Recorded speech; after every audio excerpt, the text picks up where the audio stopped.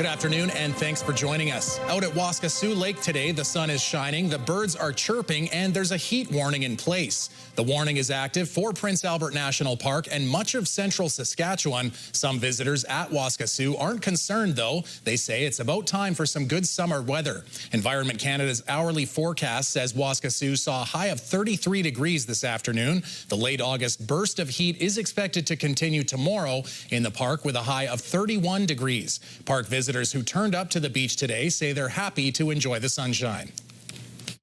It seems like we finally had a summer. This week has been incredible. We're down from Calgary, Alberta, and the weather was just as crummy as it was here in Saskatchewan pretty much all season. So we don't have smoke, we don't have rain. The intense heat is expected to pass on Sunday with a predicted high of 25 degrees. Saskatoon police have arrested a man in relation to a human-caused wildfire at the end of May. After a wildfire was started in the Weyakwan area on May 26th, fire investigators with the SPSA determined the Ditch 2 fire, which spread to nearby communities causing structure damage and evacuations, was human-caused. Waskesiu RCMP began a criminal investigation and charged 29-year-old Jason Halkett of Larange with 1 count of arson damage to property. Saskatoon police located and arrested him in Saskatoon on Wednesday. Halkett appeared in provincial court on Thursday. One man faces charges after 3 separate arson incidents Thursday morning. Prince Albert police say they were called to a business in the 1600 block of 2nd Avenue West a little after 9 for a report of a fire. Officers learned a male had set fire to the wheel of a vehicle. Later, police responded to the 200 block of 15th Street West, where it was reported a male set a fire inside a business. Shortly after, police were called to the 2500 block of 2nd Avenue West for a mischief in progress. A male had set a rag on fire inside a business, then left. Police located the suspect in the 2900 block of 2nd Avenue West, where he was arrested. The 50-year-old man has been charged with arson to property, break and enter, and arson disregard for life. Police continue to investigate. There was an increased police presence on 2nd Street East today as the Major Crimes Unit investigated an aggravated assault that took place last night. Prince Albert police were called to a multi-dwelling unit in the 900 block of 2nd Street East for an aggravated assault at around 10:45. Officers found a 13-year-old female and 15-year-old male, both with serious injuries consistent with a stab wound. They were both taken to hospital in Saskatoon for treatment. After investigating, police found and arrested a 15-year-old male suspect in relation to the incident. The suspect and victims were both known to each other. RCMP have charged a 3rd person in connection to a video that surfaced online showing a group of people with guns in Duck Lake. Police say they were told about the video earlier this month that showed the group with guns while in a vehicle. A 23-year-old man and 37-year-old female were previously charged with careless use of a firearm. Now a 21-year-old Prince Albert man faces charges of unauthorized possession of a firearm and 1 count of unauthorized possession of a firearm in a motor vehicle. The 2 guns seen in the video have been taken by police.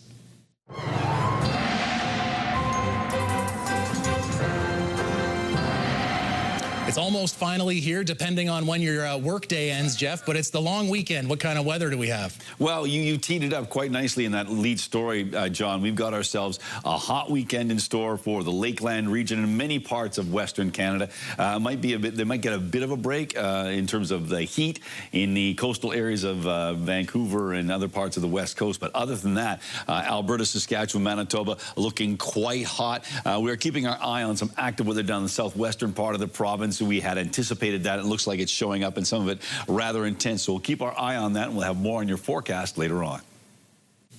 Prairie Harm Reduction says the recent spike in overdoses is alarming. Recently, the Saskatoon Fire Department responded to 84 suspected overdoses in the span of 10 days. The Ministry of Health now warning of a dangerous mix of drugs making its way through the city. In at least 1 case, the drugs were a greenish-blue crystal. Prairie Harm Reduction confirmed carfentanil in 1 sample tested last week, which the Ministry of Health says may be linked to increases in overdose and multiple reported fatalities. The supervised drug consumption site says this is concerning. It's incredibly alarming. It really speaks to, the uncertainty and unpredictability when it comes to our drug supply coming through the city. Prairie Harm Reduction is holding a vigil at Station 20 West on Sunday to remember those who died of a drug overdose.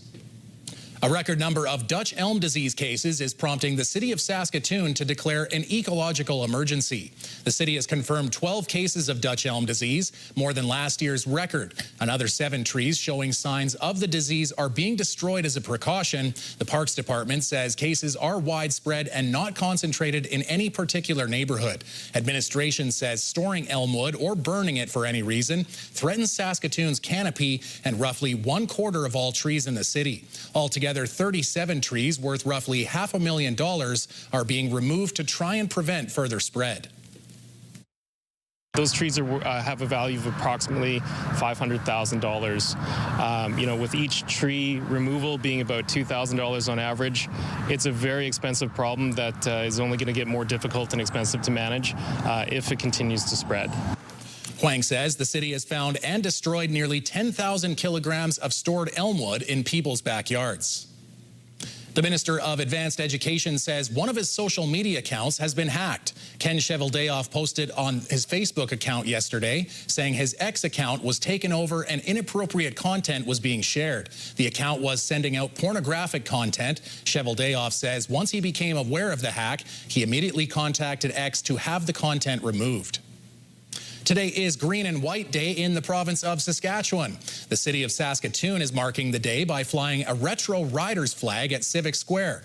Residents in Saskatoon and across the province were encouraged to celebrate the day by wearing green and white to show their support for the Riders as they get ready to play in the 60th Labor Day Classic. They take on the Winnipeg Blue Bombers on Sunday. Kickoff is at 5. The severe storm that rolled through central Saskatchewan last week left a trail of damage. The Northern Tornadoes Project surveyed damage from the August 20th storm, confirming microbursts, a tornado, and a gustnado had occurred. The NTP says it developed near North Battleford around 5:30 p.m., causing significant wind and hail damage as it passed over Saskatoon. It says 4 separate wind events have occurred: an EF1 microburst near Menon, an EF1 downburst near Grunthal, an EF0 tornado near Buffer Lake, and a short-lived gustnado near Aberdeen. As a result of the storm, some farm animals were reportedly killed, and some grain bins, trees, and buildings were damaged. A new school year is right around the corner for students across the province, and the Saskatchewan Teachers Federation is looking forward to seeing the impact of additional supports for classroom complexity. It's not going to solve everything, but it is going to mean that there will be 500 board teachers entering schools this year to be able to provide more supports for our kids. And I know that's what we all want to see. So it's an exciting time of year, and we're all looking forward to getting back into schools with students starting next week. The majority of students go back to school on Tuesday. It comes with another round of reminders from police not to show too much information on social media posts and for drivers to be extra careful in school zones. When we come back, a recent report said Saskatchewan residents need more health literacy. Cole Davenport explores what can be done to take control of your health.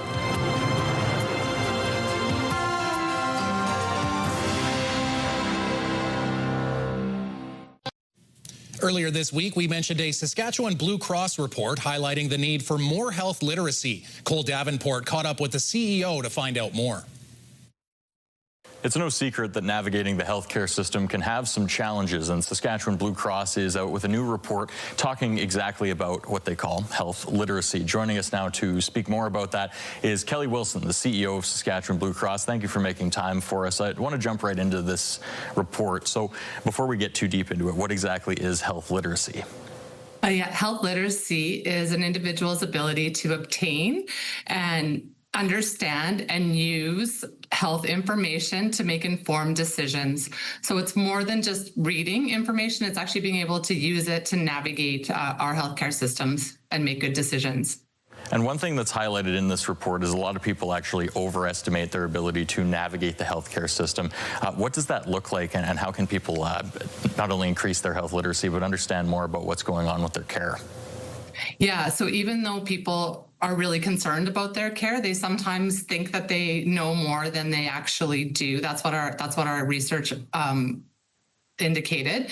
So it means that people are sometimes making poor health decisions. They are delaying care, or they're not asking the right follow-up questions, or they're just not navigating effectively for the best health outcomes. I think it's a lot about making sure you're going to trusted sources for information.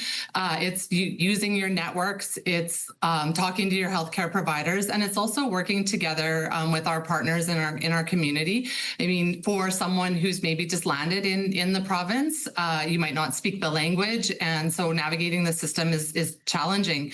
And there are lots of organizations that are working with our newcomers, with our Indigenous populations, with our children and mental health, and are actively aging. And so it's seeking out those good partners to work with and getting the right information to help you navigate the system. So I understand that the data for this was collected over a 2-year period, and that's where these results are coming from. What are some important questions people can ask their physician or their doctor just about that can help improve some of these miscommunications and things like that? Yeah, I think it's just really asking those questions, being curious, making sure you understand the information. Take someone with you, someone that can help you if you don't feel confident in navigating the system yourself. Take a friend, take a family member who can help you understand, and really seek to get that clarity and stay curious, and then go and do that research after the fact as well, so that you can really make sure that you understand what you're looking at. This report also looks at some of the potential solutions. What are some of those that Blue Cross is recommending that could help the situation more? Yeah, we see ourselves, so we're a local not-for-profit benefits provider, so we're in a unique situation to help be a collaborator and bring people together. We like to make sure that people are advocating for their health and wellness, and that we're partnering across sectors. So those are all important steps that we need to take to make sure that we are helping to improve this. One of the outcomes that we saw is the access to virtual healthcare was really important to our respondents, and we see that as a solution as well to help take some pressure off of the healthcare system today. And that's about the time we have today, but if anyone's looking for some more information, where can they go? They can go to sk.bluecross.ca/health-literacy for some more information. Fantastic. Well, thank you for making time for us today. We sure appreciate it, and have a good rest of your day. Great. Thanks so much. Still to come, Jeff's got your long weekend weather forecast, and later the risks associated with food packaged in plastic.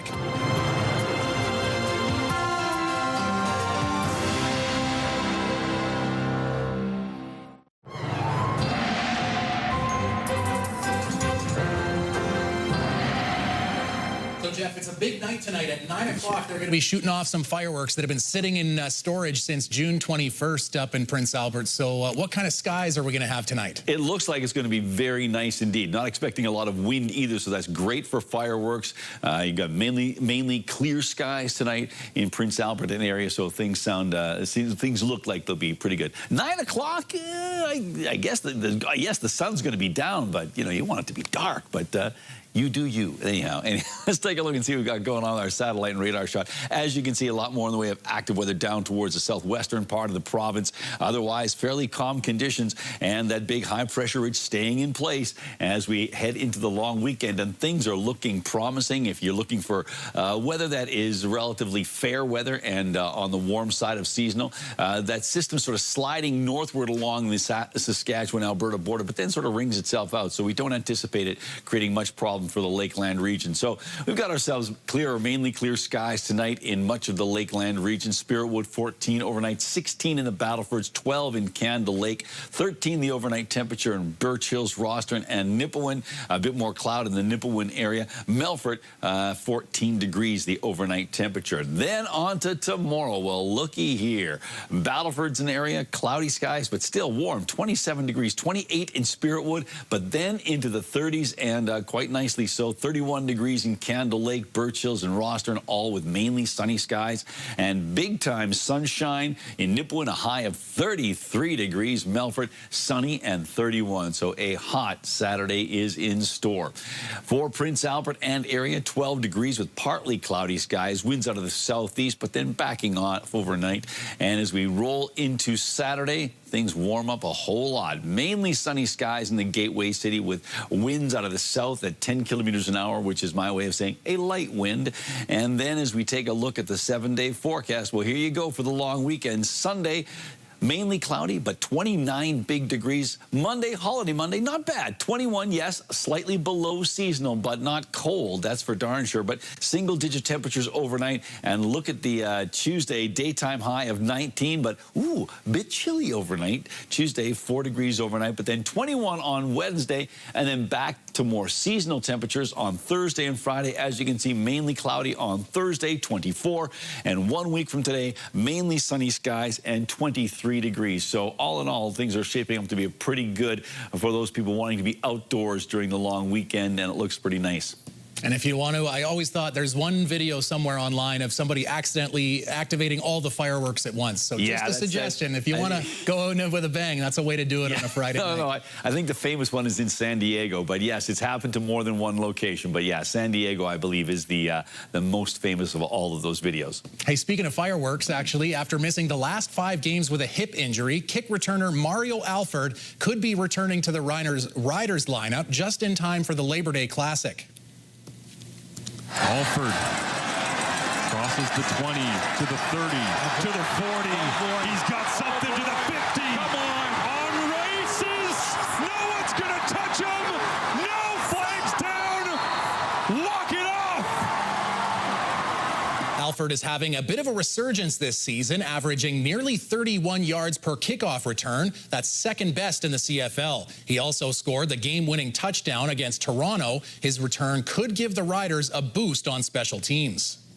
Man, they're disciplined. They're a disciplined team. Like Coach just said, they lead the league in no penalty. You know, penalty for pre-snap penalty. They don't have them much, and they just do everything the right way. So we're gonna have to capitalize off their mistakes for sure. Alford will likely replace Dre McRae in the lineup. Back to school also means back to U Sports football too. The U of S opens the year against Alberta this weekend. Matt Young has more. Keep working, play hard and stuff, practice like I play. That's the message Huskies wide receiver Ethan Clacy says he's been getting from head coach Scott Flory. The third-year receiver is already proving he can make plays, catching a touchdown pass in a preseason game against UBC last week. A nice start to the year after having to recover from an injury. Oh, that felt great. Last year I tore my Achilles, so was recovering from that, and felt great to come back this year and be able to make plays out there. Didn't get back until about midway through last season, so he's been kind of developing, and an opportunity presented itself, and he's taking the reins, and he's going to get the opportunity Friday night to get some targets and get some catches. Clacy was recruited from Cochrane, Alberta in 2023, with Flory praising his ability and skill set, and joining the Huskies seems like a good fit so far. He's a great player. I mean, that's why I recruited him out of Cochrane. He was, he's a dynamic player. He's got great feel. He's got great grit. Clacy joins an experienced group returning on offense, including fellow receivers Rhett Vavra and Daniel Wiebe, running back Riker Frank, and fourth-year quarterback Anton Amidjert, who played in the East-West Bowl in May. I really saw some growth there. I think that the big thing for him, he's got such a big arm that he can get away with some things that other quarterbacks can't. He can sit on his back foot. He can wait on some things. Defensively, several major pieces are back, including Seth Hundaby, Charlie Parks, Ethan Lang, and a D-line which could pose problems for opposing quarterbacks. Overall, the Huskies ranked first in the Canada West coaches poll to start this season and 9th in the country. But Flory says that doesn't matter. We know that we're in a fight every weekend. We just know that. You know, we know that, and we got to make sure that we take care of our business. Huskies open the season in Alberta on Friday night.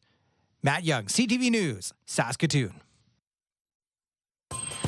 Do you have a community event you would like to promote? Or maybe you'd like to draw attention to your organization.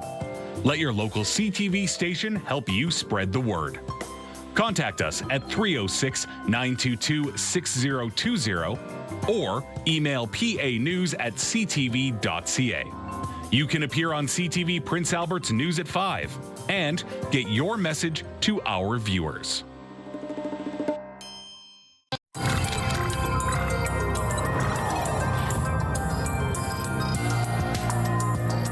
Plastic packaging sheds microplastics into your food, which could be harmful to your health. With more, here's Melissa Adon.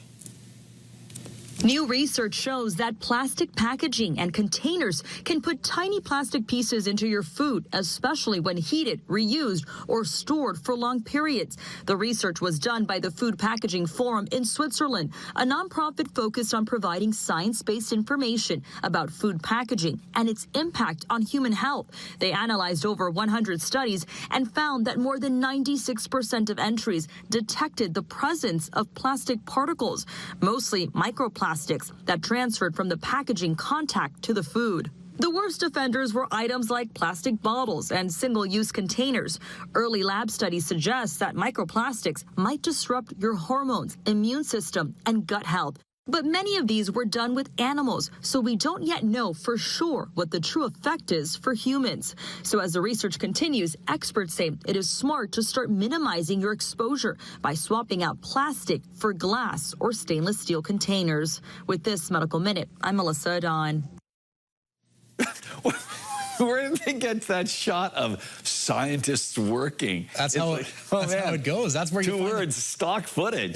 There you go. Well, speaking of, let's talk a little bit more close to home. Harvest time is obviously going on, but it's also harvest time in northern Italy, and these guys didn't just fall off the apple cart. They're using a 1.3 kilometer long cable car system dedicated to moving just apples down a 90-meter drop. The system will eliminate 5,000 truck trips a year, and it carries 460 containers an hour, each weighing 300 kilograms. That means they could move the same weight as the Statue of Liberty at peak times every hour. So there you go, Jeff. I don't know if you're a big fan of apples or apple crumble or pie, but that'll get your pie filled pretty quick. No kidding. Wow. There you go. Have a great weekend. We'll see you again on Tuesday.